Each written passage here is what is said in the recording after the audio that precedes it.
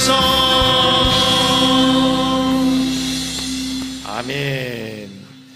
우리의 찬양의 고백처럼 우리나라가 그런 나라 되기를 원합니다. 할렐루야. 여러분 잘 오셨습니다. 전화 잘 오면 인사하겠습니다. 잘 오셨습니다. 네, 많이 받고 가시기 바랍니다.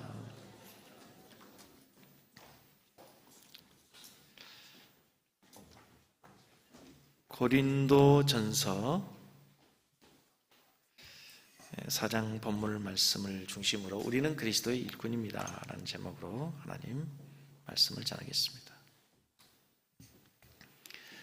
우리가 어떤 행동을 결정할 때 중요한 것은 내가 누구인지, 나의 정체성을 확인하면 훨씬 더 쉽게 간단하게 해답이 나올 수 있습니다.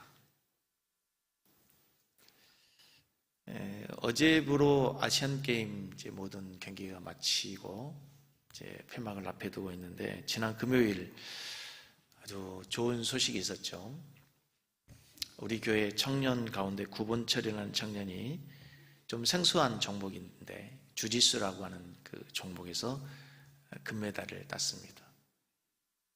그 종목이 레슬링 같기도 하고 유도 같기도 하고, 레슬링과 유도를 합쳐 놓은 그런 격투기 종목인데, 우리 성도님들 그 청년이 누군지 모르죠. 얼굴도 모르고 이름도 처음 들어본 분들이 아마 많을 거예요. 그런데도 너무나 많은 분들이 기뻐하고 축하하고, 목사님 그 사람이 누구예요? 라고 질문하는 분이 많았습니다. 그럼에도 불구하고 많은 분들이 아마 거기 교회 단톡방에 댓글을 다는 것이 금지되어 있기 때문에 댓글을 달지 못해서 그렇지, 아마 더 많은 분들이 축하하고 싶었을 거예요. 이유가 뭘까요? 그가 누구이고 내가 누구인지를 아는 거죠. 우리 교회 성도, 그리스도 안에서 한 형제 자매된 하나의 공동체라는 것을 내가 알기 때문에 그의 기쁨이 나의 기쁨이 되는 거예요. 더 쉽게 설명을 해볼게요. 이게 중요해요. 우리 아이가 초등학교 1학년에 입학했습니다. 이제 가을이 되니까 가을 운동회를 해요. 우리 아이가 1반입니다.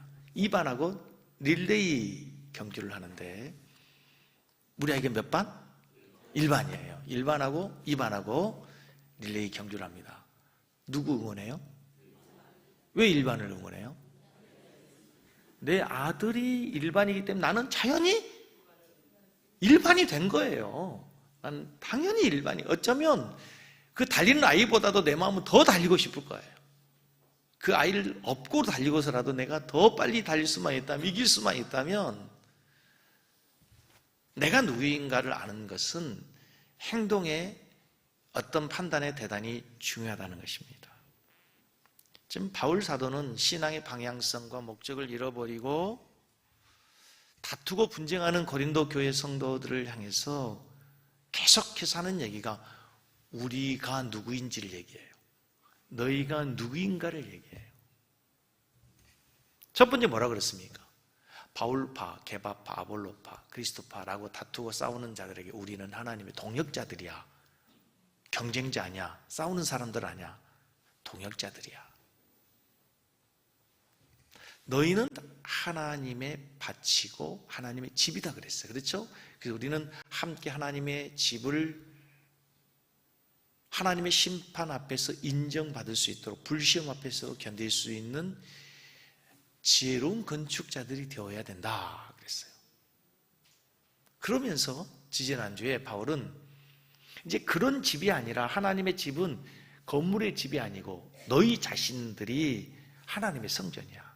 하나님의 성령이 거하시는 하나님의 성전인 것을 너희들이 알지 못하느냐? 하나님이 거룩하니 이제 너희는 당연히 어떻게 해라? 거룩. 보십시오. 내가 누구인지를 알면 어떻게 살아야 되는지가 나오는 거예요. 내가 성전이므로 이제는 너희들이 거룩한 삶을 살아야 되는 거야. 너희가 누구인가를 깨닫게 해준단 말이죠. 오늘은 따라서 하겠습니다. 우리는 그리스도 일꾼입니다.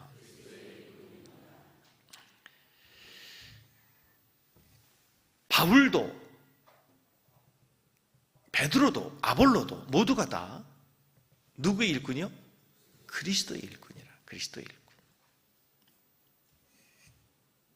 바울 시대뿐만 아니라 이 시대에 하나님의 교회를 섬기는 하나님의 모든 성도들, 모든 직분자들은 다 누구의 일꾼이에요? 그리스도의 일꾼이에요.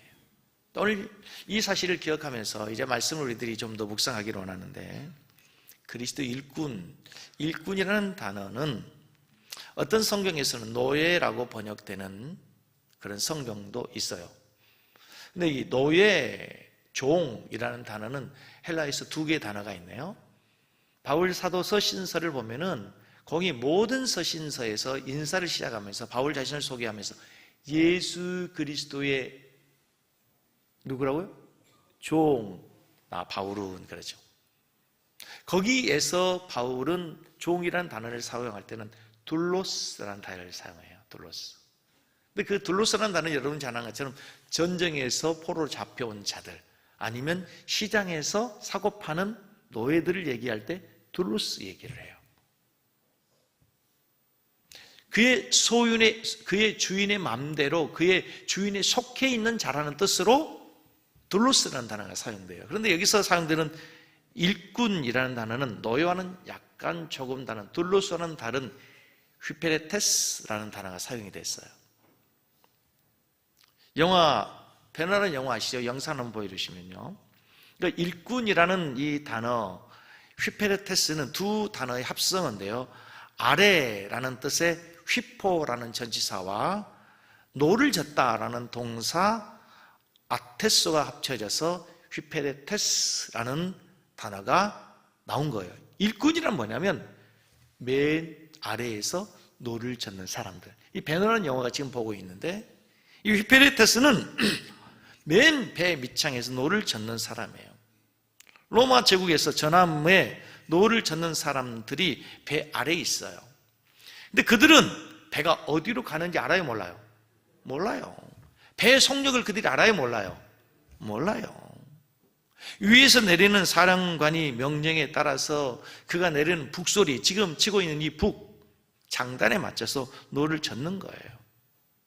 따라서 이 휘페레테스는 배를 젓는 사람이지만 배의 속력을 결정하지 않아요. 방향을 결정하지 않아요. 그리고 그들의 얼굴은 보이지도 않아요. 오직 배 위에 사령관만이 보이고 배 위에서 명령하는 사령관만이 모든 것을 판단하고 결정할 수 있다라고 하는 거예요. 그러므로 이 휘페레테스는 자기의 생명과 인격을 배선상에 있는 그 사령관에게 맡겨진 자라는 뜻이에요. 지금 노를 젓는 저 노예들은 자기의 의지가 없어요. 자기 뜻이 아니에요. 자기 생각이 아니란 말입니다. 오직 명령하고 있는 사령관에 의해서만 모든 것이 주어지게 되어 있어요. 공격의 속도를 높이는 거죠. 멈추는 거예요. 그게 뭐예요? 휘페레테스, 일꾼이란 말이에요. 하나님의 교회에서 일하는 모든 직분자들은 휘페레테스입니다. 누구의 일꾼? 그리스도의 일꾼입니다. 사령관이 누구예요? 그리스도예요. 그리스도가 명령하면 가라, 명령하면 가는 거죠. 서라, 멈추라, 멈추는 거죠. 속도를 높이라, 높이는 거예요. 고린도전서 4장 1절과 2절 다시 읽습니다. 사람이 마땅히 우리를 그리스도의 일꾼, 누구의 일꾼이라고요? 그리스도의 일꾼이요, 하나님의 비밀을 맡은 자로 여길지어다. 그리스도의 일꾼이라는 거예요. 모든 명령은 누가 내려요? 다시 그리스도가 내리는 거예요. 대장 되신 그리스도께서 내리는 그 명령에 의해 우리는 순종하는 자들인데, 그 명령에 순종하는 성도들이 모여 하나의 교회를 이룰 때 교회는 건강한 교회가 되고 교회다운 교회가 되고 하나님이 인정하는 교회가 될 줄로 믿습니다. 그런데 지금 고린도 교회 성도들이 바울을 향해서, 베드로를 향해서, 아보도를 향해서 우리는 그가 좋다고, 그가 주인이라고, 우리는 그 베드로파, 아볼로파라고 주장하고 있다면 지금 이거 얼마나 어리석으냐. 우리는 누군데? 그리스도의 일꾼인데, 그리스도의 휘피레테스인데, 우리는 그런 사람이 아니다는 거죠. 우리를 부르신 분이 계시고 우리는 그 부르신 그리스도께서 시키는 일을 하는 사람에 불과하다. 왜 자꾸 우리를 높이느냐? 왜 우리를 가지고 파당을 짓느냐? 왜 우리를 자랑하느냐? 바울에게 속한 것이 자랑하는 것이 아니다. 그리스도에게 게바에게 속한 것이 자랑할 것이 아니고 아볼로에게 속한 것도 자랑이 아니다 하는 거죠.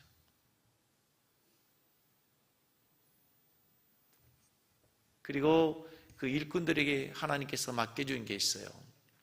뭘 맡겼어요? 오늘 4장 1절 우리를 그리스도의 일꾼이요, 그 다음에 뭘 맡겼어요? 하나님의 비밀을 맡긴 거예요. 야, 우리가 그래도 그리스도 휘피레테스라고 해서 그게 무시할 사람들이 아니야. 우리는 뭘 맡았어요? 하나님의 비밀을 맡은 자다.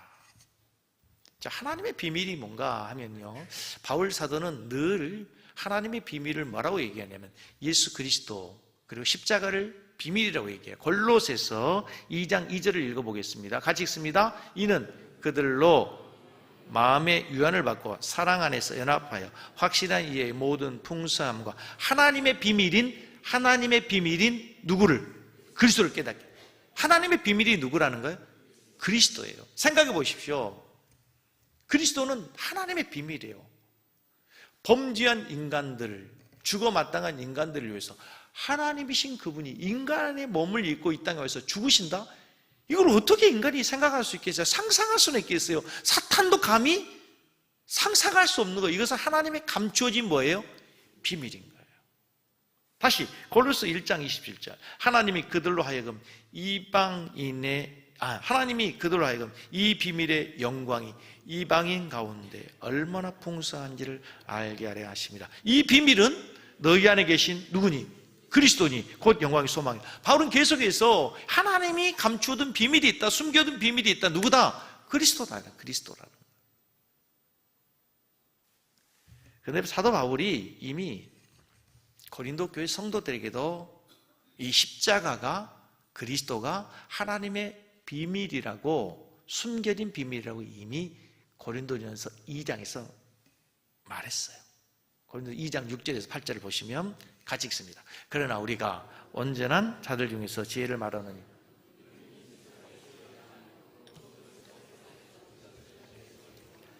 오직 은밀한 가운데 있는 하나님의 지혜를 말하는 것으로 곧 감춰졌어요. 감춰진 거니까 비밀이죠. 곧 감춰진 것이었는데, 감추었던 것인데 하나님이 우리의 영광을 위하여 만세제 미리 정하신 것이라. 이 지혜는 이 세대의 통치자들 한 사람도 알지 못하는, 만일 알았다면 영광의 주를 십자가에 못 박지 아니하죠.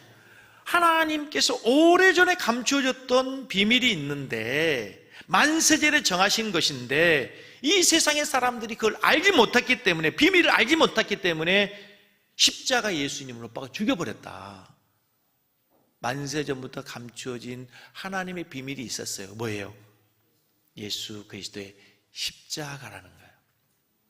그래서 세상의 사람들은, 세상의 지혜로는 이것을 알지 못한다는 거예요. 그래서 그 비밀을 그리스도의 일꾼인, 그리스도의 휘페레테스된 우리에게 맡겨주신 거예요. 이제 그리스도의 일꾼된 자들은 이것을 전하는 자들이에요.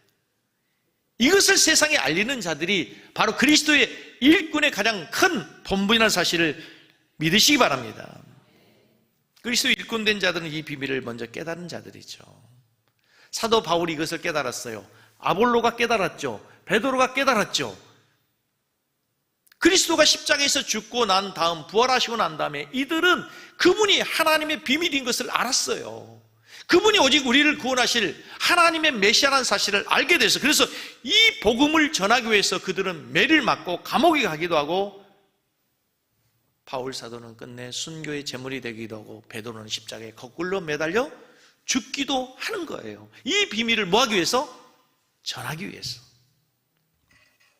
그들이 전한, 그리스도의 일꾼된, 그리스도의 휘페레테스된 그들이 전한 하나님의 비밀을 전하여 주었기 때문에 그 결과로 오늘 여러분과 제가 이 자리에서 예배를 하는 거예요.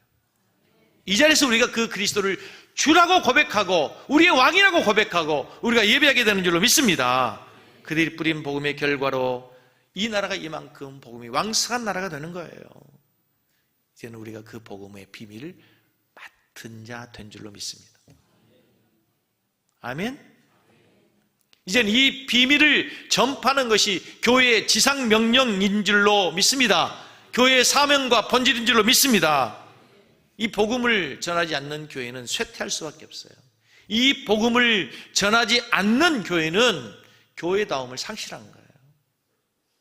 교회가 살아나기 위해서는, 교회가 생명력을 유지하기 위해서는 늘 이 복음 전파에 대한 본질적 사명을 다하기 위해서 애쓰고 노력해야 되는 거죠. 정말 너무 안타까운 것은, 교회를 목회하는 목사로서 참 너무 안타까운 것 중에 하나는 이 시대가, 이 사회가 더 이상 한국 사회에서 교회를 향해서 기대하지 않는다는 거죠. 교회에 대한 기대치가 너무 낮아졌어요. 교회에 대한 무관심을 넘어서 이제 냉소적인 시대가 되었습니다. 이제 다시 교회가 존경을 받고 세상 사람들로부터 환영을 받고 교회가 저 방송시에서 뭐가 문제가 있나. 중요한 거는 하나님께서 무슨 말 잊어먹었어.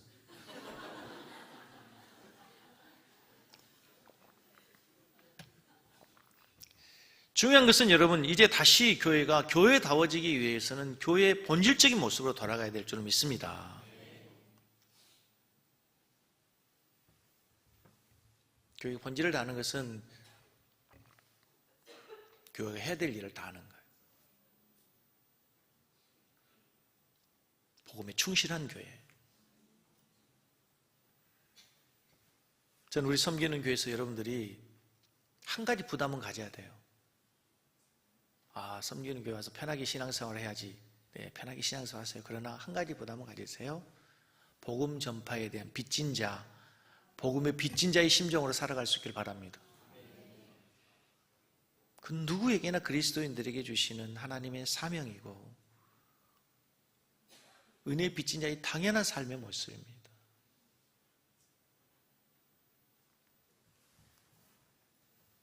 우리 섬기는 교회가 매주마다 새 신자들이 등록하는 것에 대해서 얼마나 감사한지 모르겠어요. 오늘도 일부 예배 때 한 권사님이 또 등록을 해서 얼마나 감사한지 모릅니다.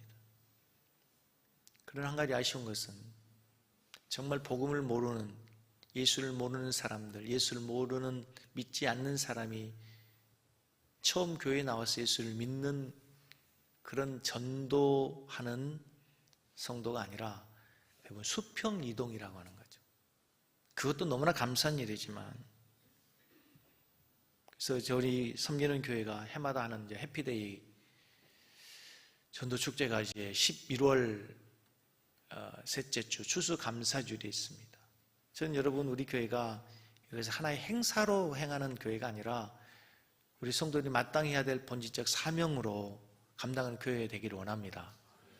참 너무 감사한 게, 신기한 게, 저는 지금 고린도 전서를 강해에 가는 중에 있어요. 근데 지금 십자가에 대한, 하나님의 비밀에 대한 이야기가 나오고 그 비밀을 맡은 자라고 나와요. 이 해피데이 설교 아니에요? 전도에 대한 설교잖아요. 우리 교회에 여러분들에게 주신 말씀으로 들을 수 있기를 바랍니다. 할렐루야. 제가 그 강해 설교를 좋아하는 이유 중에 하나예요. 굳이 본문을 찾지 않아도 어쩜 우리에게 필요한 말씀이 이렇게 주어지니 참 놀라울 때가 너무 많죠.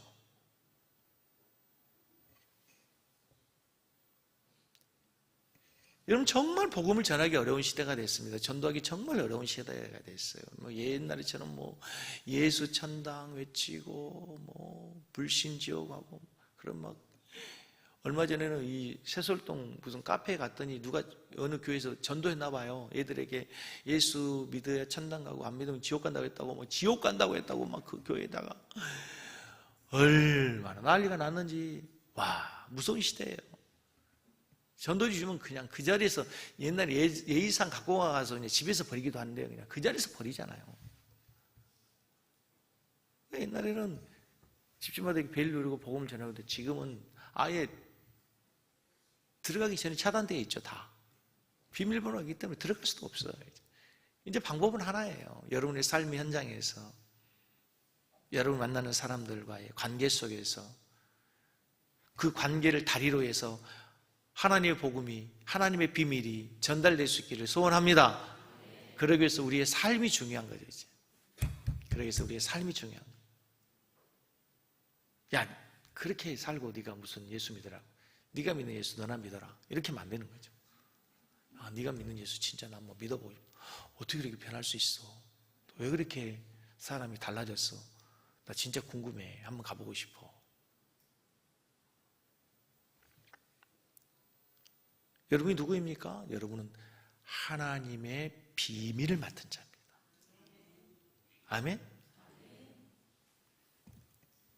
하나님의 비밀을 맡은 자예요. 그걸 증거하는 자들이에요. 우리나라 최대의 문제, 국가적인 문제가 이제 저출산 문제인데요.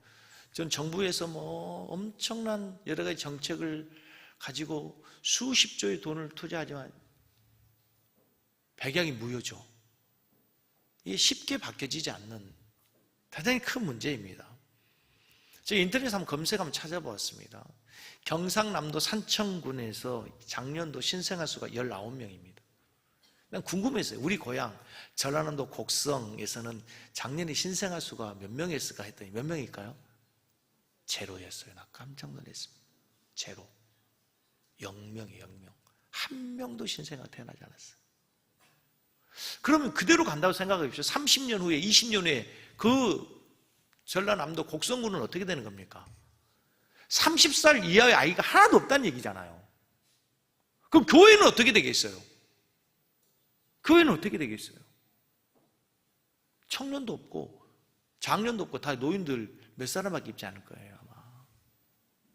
심각한 문제가 그대로 교회에도 영향을 받게 됩니다. 신생아가 출생하지 않는 것처럼 교회의 주일학교가 점점 줄어듭니다. 더 심각한 문제는 교회가 더 이상 전도하지 않는다는 거예요. 제가 개척할 때만 해도 정말 개척교회 목사들이 열심히 정말 발이 부르트도록 열심히 전도했습니다. 저도 그렇게 전도했어요. 근데 요즘에 개척교회들은 아예 우리 부목사님도 개척할 생각들도 안 하고 젊은 목사님들이 개척할 생각 아예 하지 않습니다. 이미 개척의 시대는 이미 끝났다고 생각, 개척해서 안 된다고 생각하니까. 더 심각한 문제는 복음의 열정, 전도에 대한 열정, 구령의 열정, 이런 것들이 점점 사라지고 있다는 거죠, 여러분. 여러분, 우리 섬기는 교회가 이적의 축복의 통로가 되고 세상을 축복하는 교회가 되고 세상의 선물이 되는 교회 되기 원합니다. 그건 다른 게 아니에요. 우리 교회를 통해서 복음을 듣는 사람이 더 많아져야 되는 거예요. 아멘?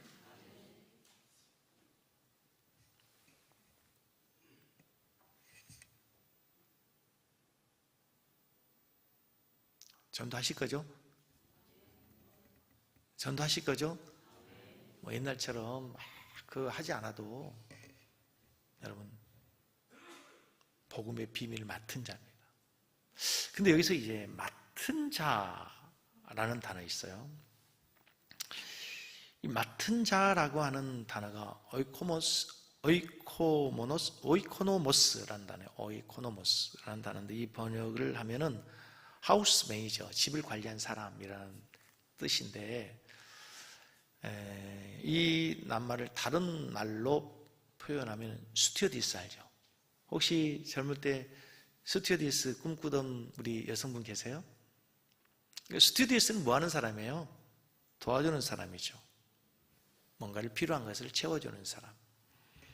근데 원래 이 단어가 히라보 단어로 쓰일 때 그 뜻이 뭐냐면 가장 중요한 것은 집안 사람에게 먹을 것을 공급해 주는 사람이에요. 원래 이 스튜디오스 뜻은 그래서 비행기에서 음료를 갖다 주고 식사를 제공해 주고 편의를 제공해 주지만 원래 히라보에서는 이 단어가 쓰일 때는 집에서 먹을 것을 공급해 주는 사람. 자, 잘 들어보세요. 그래서 그리스도의 일꾼이고 하나님의 비밀을 맡은 자, 하나님의 비밀이 복음 아닙니까? 그래서 교회 사역자들, 목사는 교회 세워진 일꾼들이 가장 큰 일은 뭐냐면 여러분들에게 먹을 것을 풍성히 공급해 주는 거예요. 과일, 야채, 뭐 소고기 이런 걸 공급해 주는 게 아니라, 육적인 양식이 아니라 영적 양식을 공급해 주는 사람이라는 사실 믿으시기 바랍니다. 그래서 여러분이 저를 위해서 기도해 주셔야 될 것은, 저로 인해서 여러분의 영혼이 풍성해지고 하나님의 말씀으로 여러분의 영혼이 배부를 수 있기를 축복합니다. 할렐루야. 목사의 최고의 사명은 성도들이 영적으로 배불리는 겁니다. 우리 섬기는 교회는 훈련 프로그램이 많지 않습니다. 프로그램이 없어서가 아니고 몰라서가 아니고, 저는 프로그램 목회를 처음부터 원하지 않습니다. 처음부터 많은 프로그램을 도입해 보지 않았어요. 제가 갖고 있는 신학의 가장 핵심은 하나님의 말씀을 가지고 우리 성도들의 신앙이 성장하고 변화되는 것을 원해요.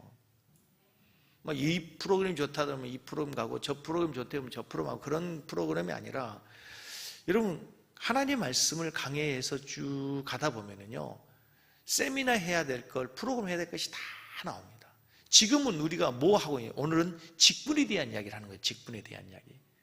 그런데 지지난주의 설교에서는 성전에 대해서 쫙 나오잖아요. 에덴 동산으로부터 하나님의 성전이 어떻게 변천됐는가에 대해서, 성전에 대한 특강이나 마찬가지예요. 지금 계속해서 우리가 교회론을 얼마나 강조합니까? 교회가 무엇인지에 대해서. 그래서 제가 우리 성도들에게 원하는 것은, 물론 이제 기본적인 양육 프로그램도 하고 새가족 하고 프로그램도 하지만은, 그런 프로그램보다 더 중요하게 여기는 건, 그런 프로그램을 마치고 난 다음에 여러분 공적인 예배를 잘 참석하십시오. 예수님이 이 땅에 오신 목적이 요한복음 10장 1절에 보면 양으로 생명을 얻게 하고 더 풍성히 얻게 하려 함이라. 양으로 생명을 얻게 하는 것이 뿐만이 아니라 더 풍성히. 이제 여러분들이 이 교회에 오셔서 누려야 될 축복 중에 하나는 여러분의 영혼이 더 풍성해지길 바랍니다. 풍성해지는 건 다른 게 아니에요. 우리 교회 중식 맛있죠? 그거 가지고 풍성해지는 건 아니에요. 여러분의 영혼이 하나님의 말씀으로 일주일에 딱 한 번 40분도 길다고 그래. 지금 35분 설교를 하는데 35분 듣고 어떻게 여러분의 영혼이 풍성해지겠어요, 여러분? 수요예배도 나오시고, 더 크게 금요예배도 나오시고, 여러분 말씀 많이 잘 드시면 여러분의 영혼이 풍성해질 줄로 믿습니다. 기도할 것, 우리 교회 강단인들 풍성한 꼴이 넘치게 하여 주시옵소서.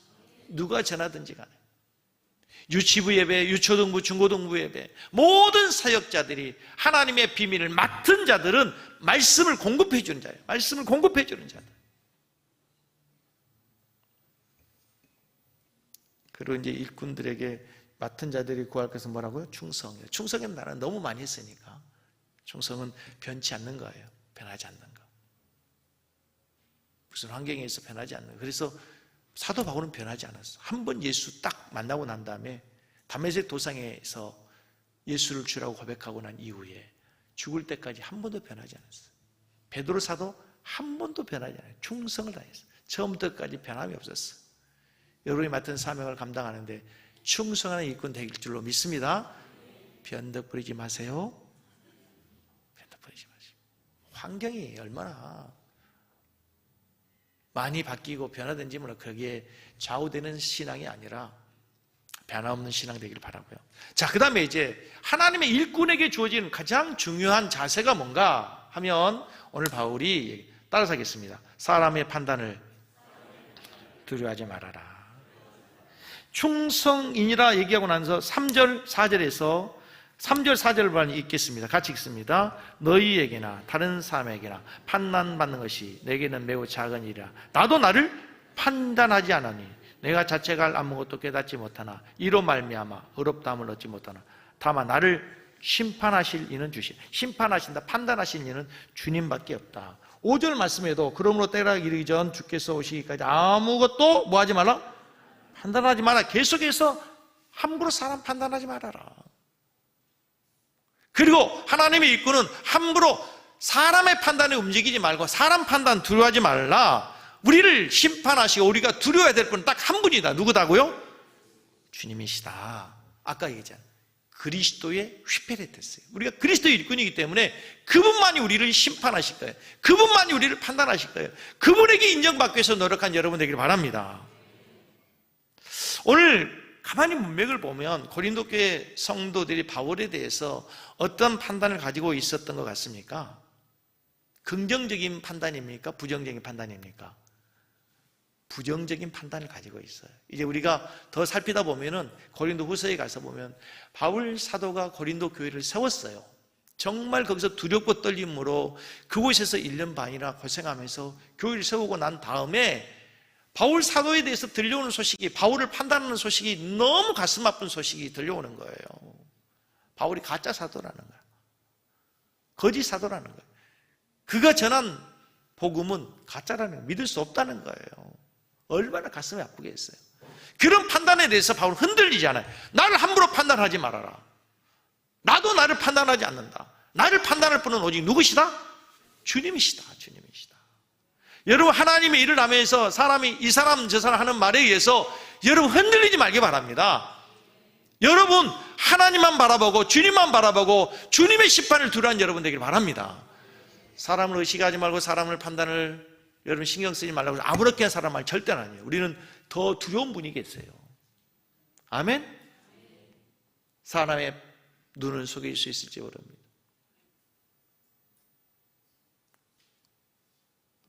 그러나 더 두려우신 분이 계시잖아요. 우리에게. 심판하다, 판단하다 라고 하는 단어가 아나크리노라는 단어, 조사하다, 심판하다. 여러분, 우리는 심판자로 하나님께서 우리를 세운 적이 없어요. 우리는 심판자가 아니에요. 우리는 다 심판을 받을 사람들이에요. 심판자는 오직 하나님밖에 없어요. 이런 판단에 대해서 바울 사도는 결론적으로 4절에 다시 이렇게 얘기합니다. 다시 한번 보겠습니다.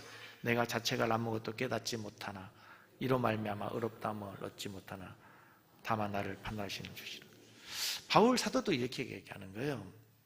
내가 자책할 것도 아무것도 없지만, 나는 판단받을 만한 일이 없지만, 그렇다고 내가 내 스스로 의롭다함을 얻을 수 있는 사람이 이 세상에 아무도 없다.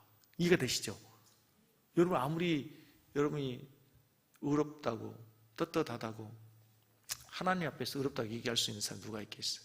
그렇지만 내가 부족하지만 흠이 있지만 함부로 나를 판단하지 마라. 나를 판단할 분은 오직 누구다?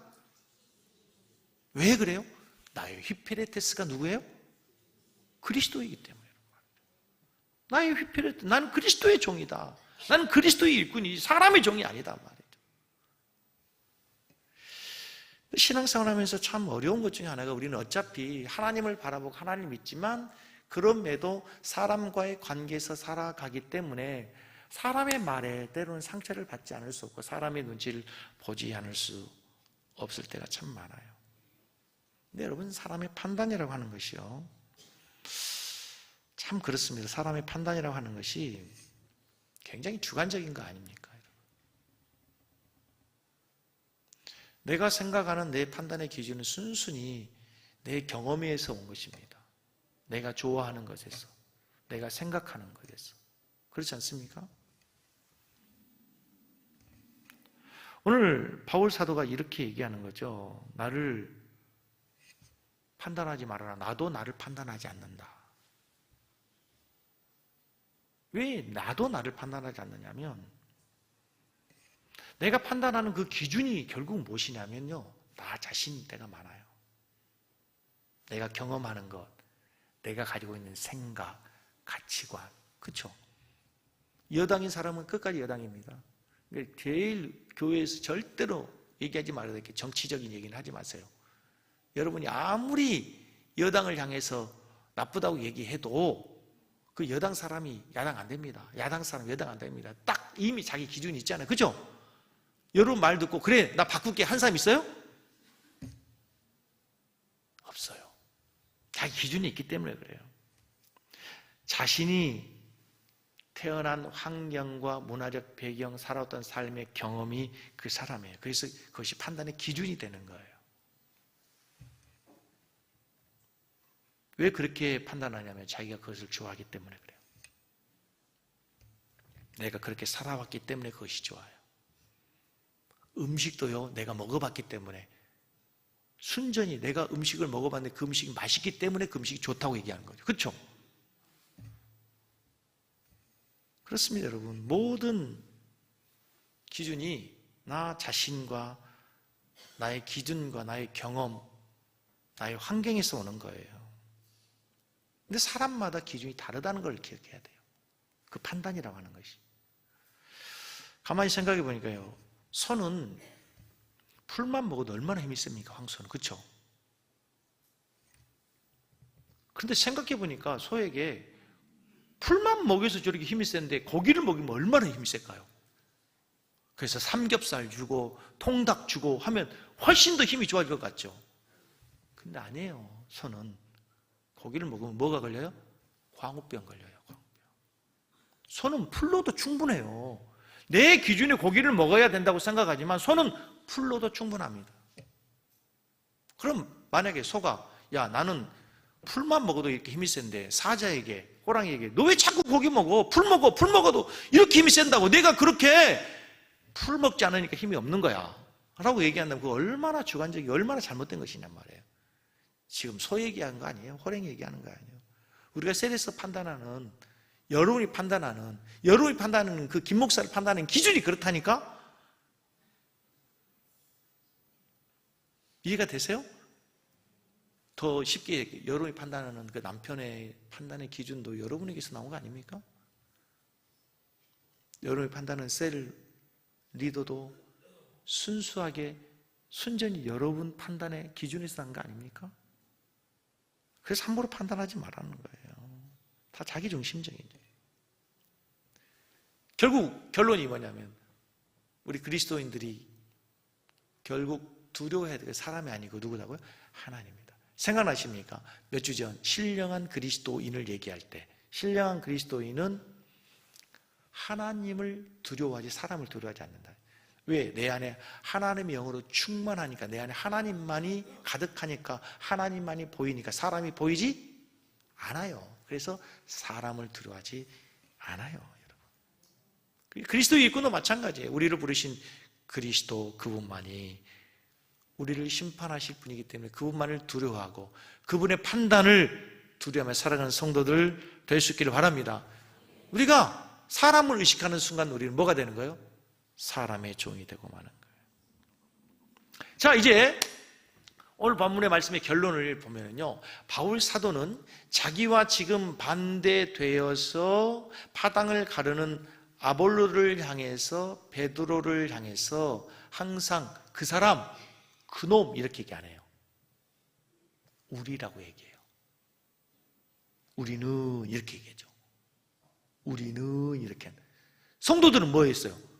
너 라고 얘기해요. 나와 다른 너라고 얘기하지만 바울 사도는 그렇지 않아요. 항상 뭐라고 얘기해요?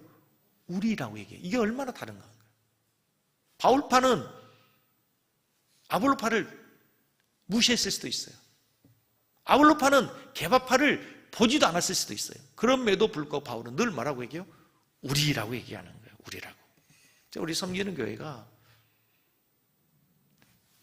모두가 다 그리스도의 부르심을 받은 그리스도의 일꾼들로서 서로를 인정해주고 내 판단은 뒤로 하고 우리 모두를 우리라고 여기고 하나의 공동체를 세워가는 아름다운 교회 될 수 있기를 주의 이름으로 간절히 축복합니다.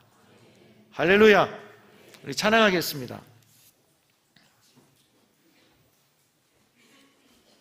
할라이스 100도까지